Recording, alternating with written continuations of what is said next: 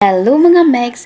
Paano nga ba maglagay ng thumbnail sa bawat video na ina-upload natin sa ating Facebook page?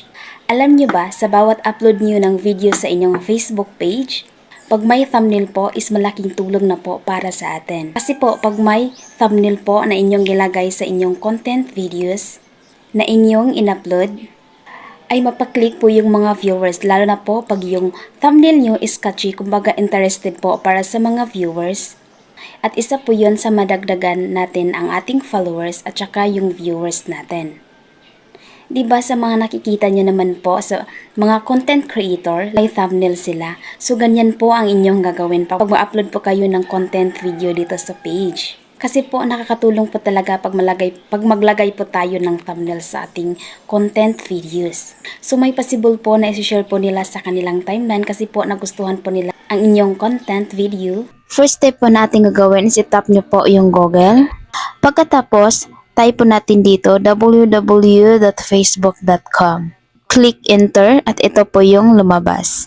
Next, ito po yung Facebook account natin na nandito po yung Facebook page. Dito naman sa may upper right side, itap nyo po yung 3 dots. Next, tap desktop site. I-check nyo po. Pagkatapos, i-zoom in lang po natin. Tap profile.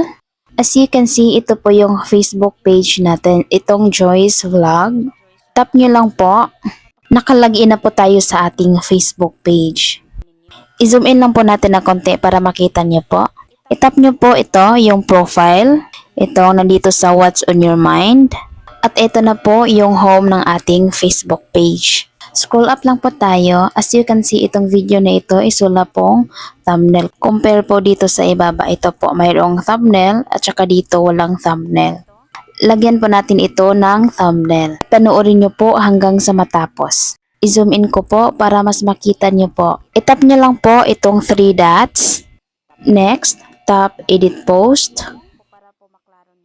So as you can see, ito na pong itsura nito. Next, click video options. Ito. Mayroon ditong video title. So pwede po lagyan ninyo.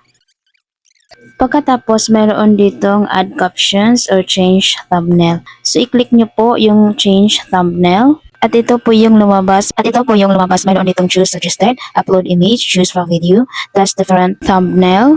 I-select nyo po dito yung upload image. So, depende na po sa inyo. Pwede po dito choose from video, that's different thumbnail. So, yung sa akin dito is upload image. I-click nyo lang po. I-select nyo po dito yung thumbnail ninyo. Next, tap done. I-scroll up nyo lang po at makikita nyo po yung save. Pindutin nyo po yung save. At eto na po. Next, click save again. Next, click continue. I-zoom out nyo lang po. Tapos, itap nyo po itong X, ito. Then, click leave page. O diba, mayroon ng thumbnail ang ating video. Ganito lang po siya